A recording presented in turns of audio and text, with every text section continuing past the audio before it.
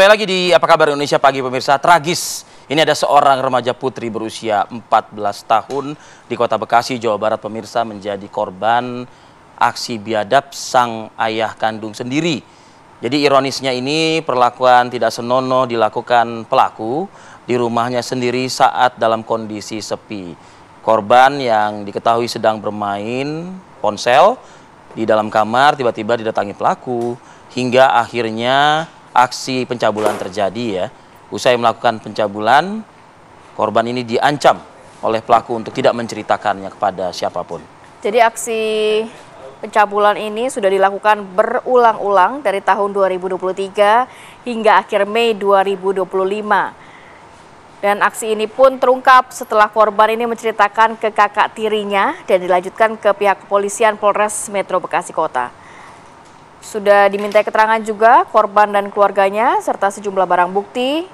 Tersangka ini langsung diamankan dan dijerat dengan pasal 290 tentang pencabulan, ancaman hukuman 15 tahun penjara.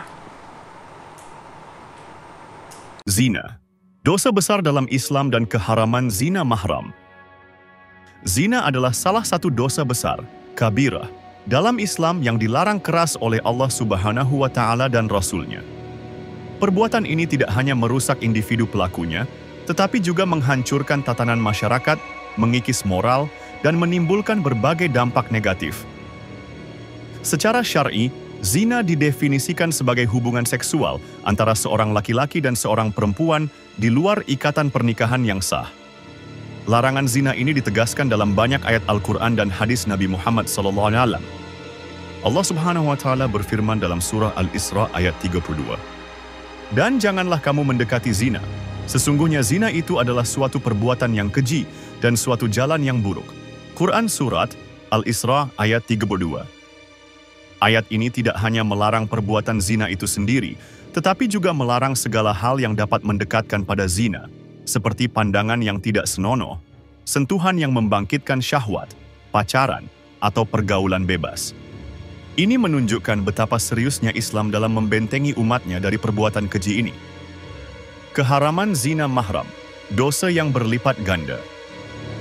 Di antara jenis-jenis zina, zina dengan mahram, sesama kandung atau kerabat yang haram dinikahi, adalah dosa yang jauh lebih besar dan keji. Mahram adalah orang-orang yang haram dinikahi karena hubungan kekerabatan, persusuan, atau pernikahan. Contoh mahram karena hubungan kekerabatan antara lain ibu, anak perempuan, saudari, bibi dari ayah, ibu, dan keponakan dari saudara laki-laki, perempuan. Zina dengan mahram, incest, adalah kejahatan yang sangat menjijikkan dan bertentangan dengan fitrah manusia yang sehat. Melanggar ikatan kekeluargaan yang sakral. Hubungan kekeluargaan adalah ikatan yang harus dijaga dan dihormati. Zina dengan mahram menghancurkan ikatan ini dan merusak nilai-nilai luhur dalam keluarga. Menghancurkan nasab dan silsilah. Zina mahram dapat menciptakan kebingungan yang parah dalam silsilah keluarga yang berpotensi menimbulkan masalah hukum dan sosial yang kompleks. Hukuman yang lebih berat. Dalam syariat Islam, zina dengan mahram dianggap sebagai dosa yang lebih berat dan dapat dikenakan hukuman yang lebih tegas. Islam mengajarkan umatnya untuk senantiasa menjaga diri dari zina dengan berbagai cara. Menundukkan pandangan, gadul basyar, menghindari melihat hal-hal yang dapat membangkitkan syahwat.